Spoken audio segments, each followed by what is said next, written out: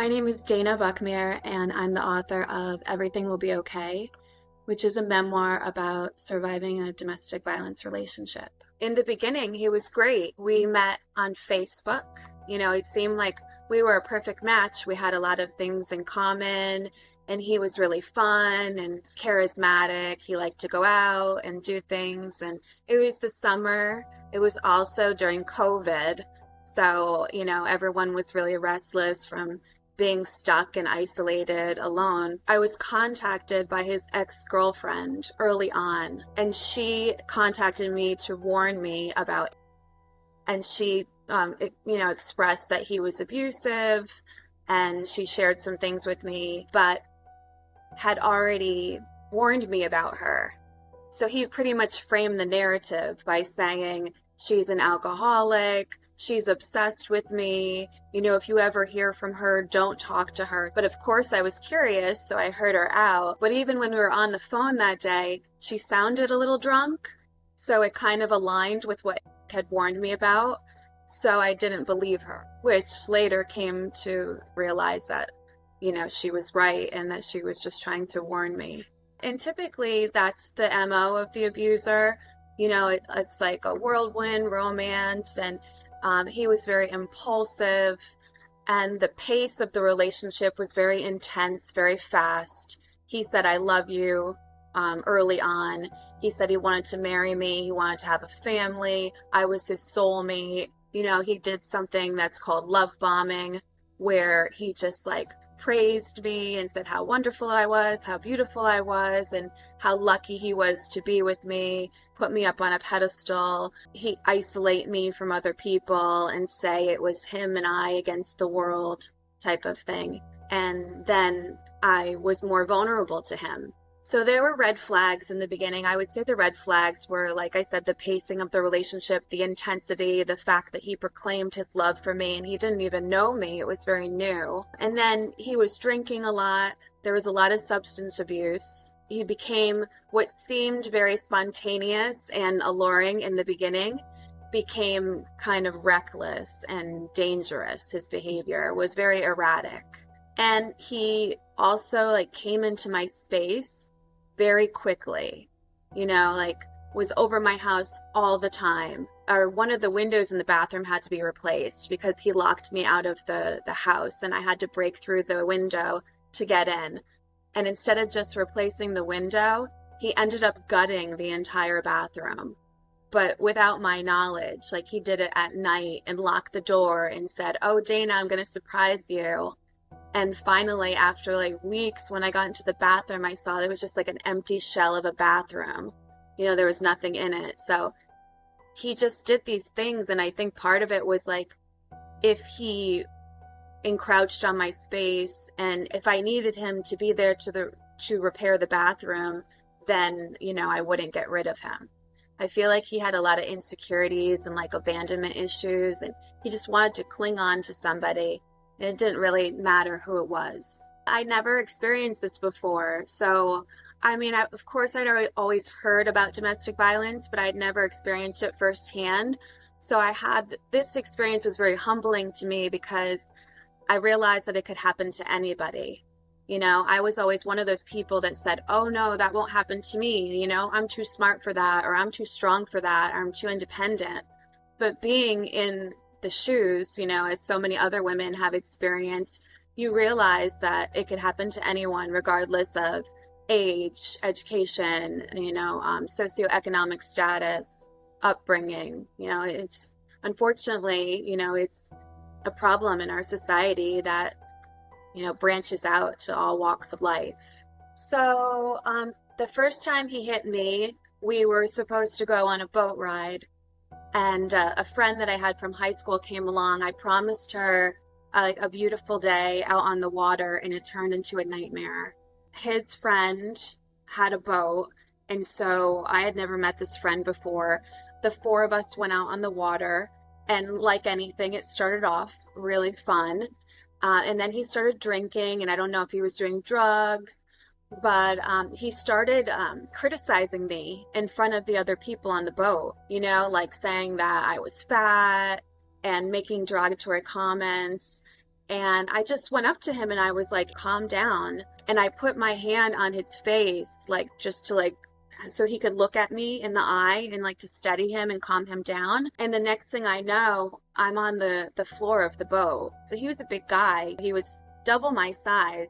And he hit me with such force that I fell at the bottom of the boat and just saw black.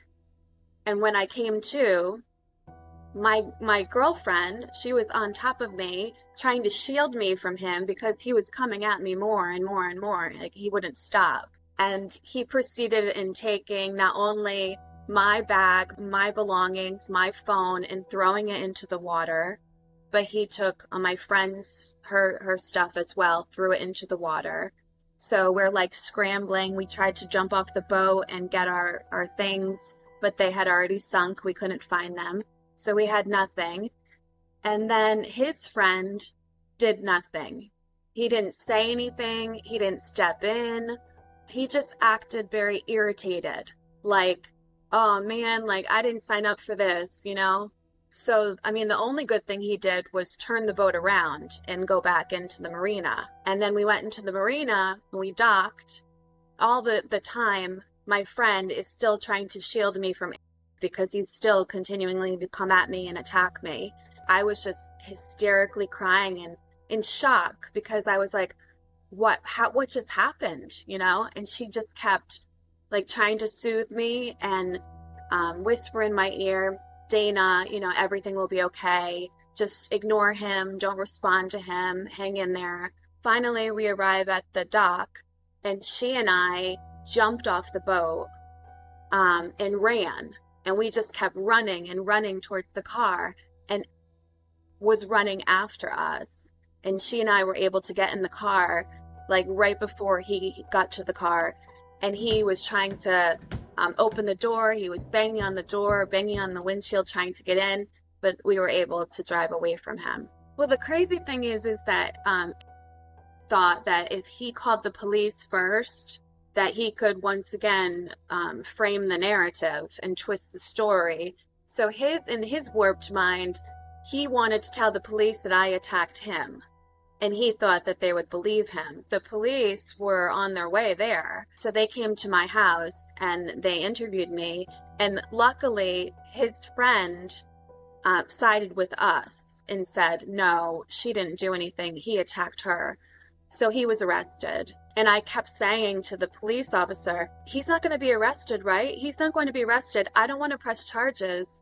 And now in my position, I think, why would I not want to press charges?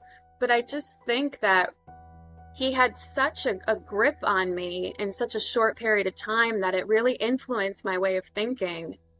And I just felt that I was so vulnerable to him, and he was able to control me in so many ways that I hadn't been controlled before. I felt bad for him instead of me, and I'm the one who got attacked. So the police advised that I shouldn't stay at my house that day, and so I went to stay at my friend's house. And that night was really rough for me emotionally. The next day, I couldn't hear out of my ear from when he hit me. So my friend advised me to go to the ER. So I went to the ER to get checked out, and 3 women that worked there shared their stories about domestic violence with me. And they were like, you know, he's not going to change. Make sure you don't go back to him. And they all shared their own personal stories. And that's when I started realizing, wow, so many people, you know, experience this. He only spent 1 night in jail. So he got out. And then about a week went by and he contacted me. Now, there was a protective order. He wasn't supposed to contact me, but he did.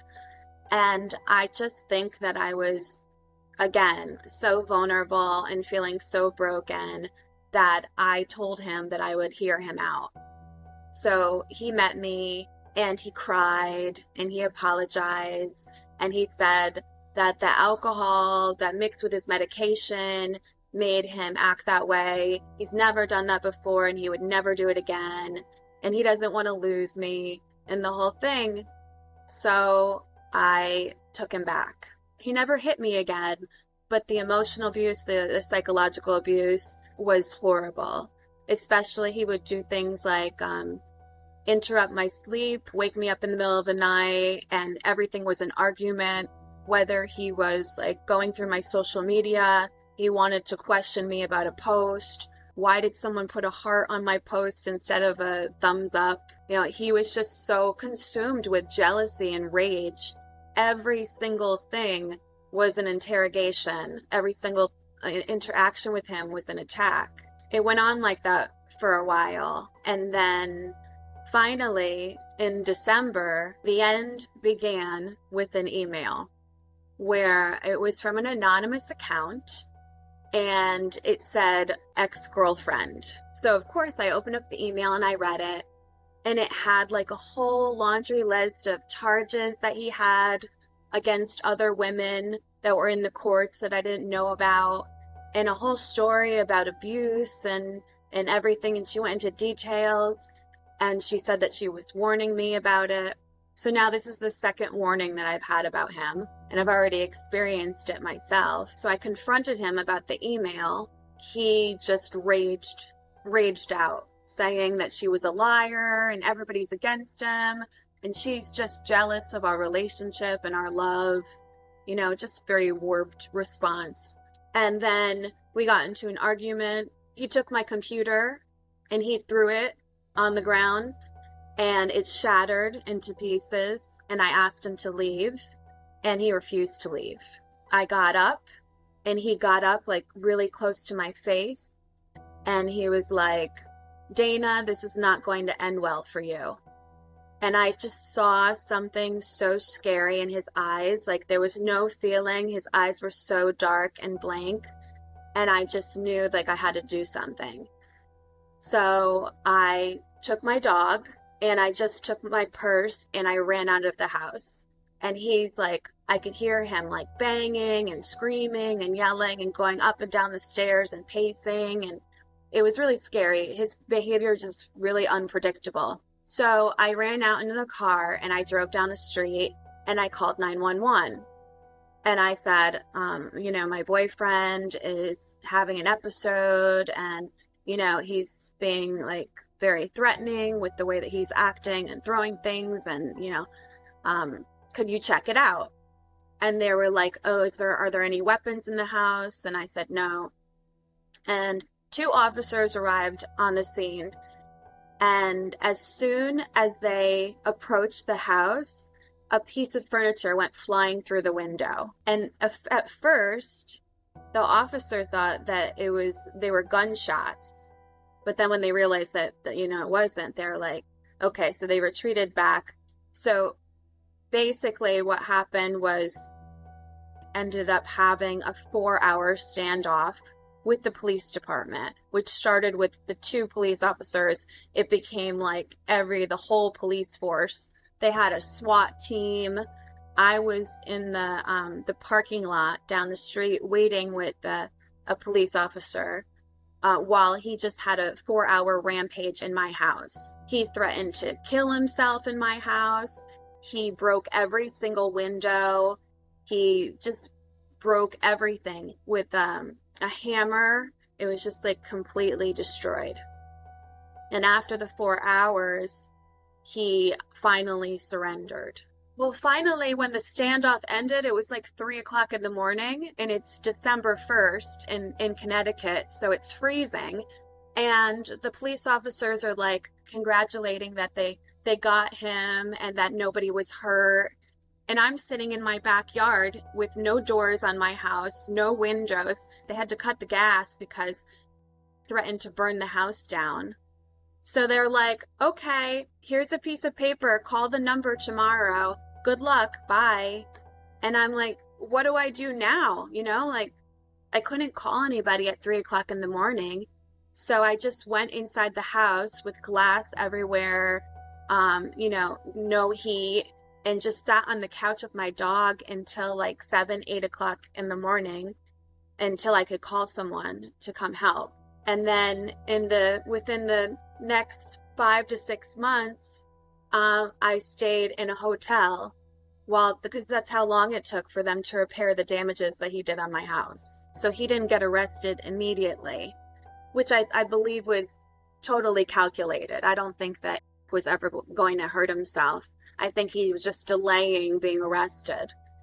So while he was at the hospital on the psych hold, they gave him his cell phone. He pretty much tortured me for the next 24 hours, calling me incessantly, telling me he was going to kill me, come back and kill me, telling me he was going to slit my dog's throat in front of me and I'd have to watch him bleed out, saying that he was going to finish the job, all of these horrible things.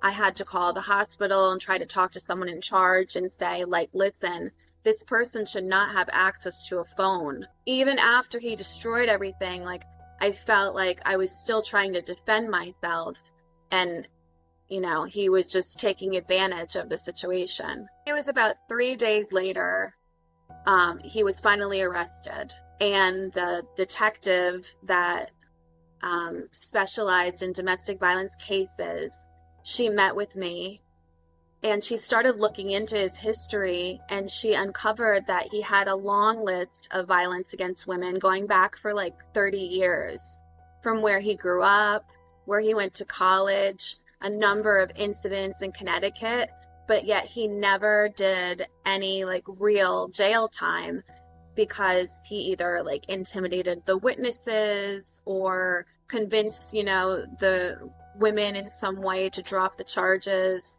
or he came from an affluent family, so maybe they in some way influenced the victims. It was shocking, like how many incidents he had. And while I was living in the hotel, I just kind of poured myself into writing because I needed a project and I needed to keep sane in some way. So I feel like writing this story was therapeutic for me because I was able to like pour out all my emotions onto the paper and empty everything out, kind of purge in a way. So that was helpful. And then while I was doing it, I was a member of a writing group, a local writing group, and we would meet like every couple weeks, and I would read an excerpt of my writing and they would comment and critique it. So that kind of gave me a sense of community. I have a therapist that I talk about in the book, and I talk to her weekly, and she's amazing. Like I always say, I don't know if I would be able to get through this without you. You know, she was one of those people that was just so supportive and not judgmental, and she was a great listener. And she would say, like, call me anytime. It doesn't matter what time of day it is. You know, I'm here for you. And she's been wonderful. So the name of it, it's a memoir based on my experience in that relationship. It's called Everything Will Be Okay. And the reason that I entitled it Everything Will Be Okay is because when he would have an episode, he would always try to calm me down and make me feel better by telling me everything will be okay. And of course, in that situation, it wasn't. But then as I came to find out through myself, you know, becoming stronger and finding my own voice, I realized that everything will be okay. So it kind of has a double meaning. I feel like now it's pretty much a mission for me to share my story because, you know, and by helping other people, I feel like I help myself. Like I heal by helping other people. So it's, you know, a two-way street.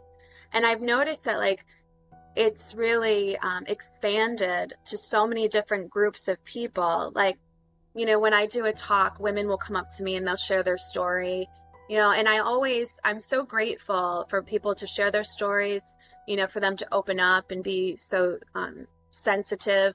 But it shows me how resilient people are, because I always think like, you know, you think about your situation and how tragic it is, but there's always somebody else that has gone through something worse than you, you know, so it reminds me to be grateful for what I do have and that I have the capability to write the book, share the story, and continue like spreading awareness.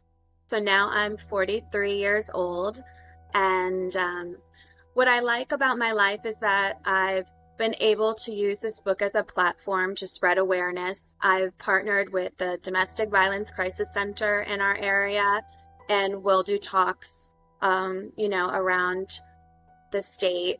I also recently started to talk to high school groups. So a couple weeks ago, I spoke to seniors, like a group of senior girls that are about to graduate, and it was through the National Junior League. They wanted me to talk to them and share my story before they went off to college, which I think is really important because a lot of the times, like I said, I talk to survivors of domestic violence. But it's nice to be able to speak to someone, and do some work on the preventative. And I just got engaged on my birthday in November. So we're actually planning our wedding and we're getting married in August. And my dog that was with me the night and has been with me like the whole time, he's going to be the ring bearer. We got him a little bow tie and he's going to be wheeled down in a wagon. Well, as far as red flags, I feel like the anatomy of an abuser or a manipulator, I always use the analogy of an iceberg. Like there are things that you see up top and then there are things that are hidden. So the things that they reveal to you, and a lot of times they're very superficial, like confidence, charming, charismatic. Those things are usually the opposite of what they actually are. So they really lack a strong identity. They just kind of cling on to the person that they're with at that time and, take interest in what their hobbies are. And so that's why you get this false sense of compatibility. I think another red flag would be the pacing, the intensity of the relationship. Saying like, you're my twin flame, you're my soulmate, you're the love of my life very early on. The love bombing is something to look out for because it's not real. Love is something that needs to grow over time, and you need to get to know the person and build trust in the relationship. I noticed, he had a lot to say about his past relationships. Like, oh, my ex, she's crazy, she's an alcoholic, she's obsessed with me. And usually, like when someone says those things and talks negatively about their exes, that should definitely be a red flag. So I always say that if you're a person that is a family or a friend that knows someone who's in an abusive relationship, you can't make them leave. But what you can do is let them know that you're there and that you love them unconditionally and that you will listen to them and you won't judge them. As far as a victim, I think that the mentality has to be that they're not responsible for the abuser, that they can't fix the abuser. It's supposed to be a partnership where, there's equality within and not someone always taking care of the other person, where I feel like the dynamic becomes where the victim feels guilty to leave, and sorry for the abuser, where they just have to be able to find something within themselves to remind themselves that they're strong and they're resilient and they can get through this. And I think oftentimes it's so hard to do that. And now that everything's kind of calmed down and become like balanced out, it's like my body is trying to get back to like a homeostasis, which takes time. And I said, like, when you're healing from trauma, it's not linear and there really isn't like a time like, oh, after a year, you'll be completely recovered. It's a process. One of the things I regret the most was not heeding the warning from the first ex-girlfriend that reached out to me. And I try to give myself some grace and be patient with myself because of that. But what I would advise women is to kind of pay attention and maybe try to take your heart out of the situation and consider things like that maybe a little bit more. I forgot to mention earlier when the detective started looking into, his history, and then I was writing the book, I actually received communication from 10 other women that had been with through email, through social media, all sharing their horror stories with this man. So the one thing that I think I've learned is to build more of a community with women and believe other women, and almost like support women more and look at it as like a sisterhood. And we have to realize that, we're in this together, and it's, we're stronger together, and just support each other more and stop thinking that like women are out to get each other.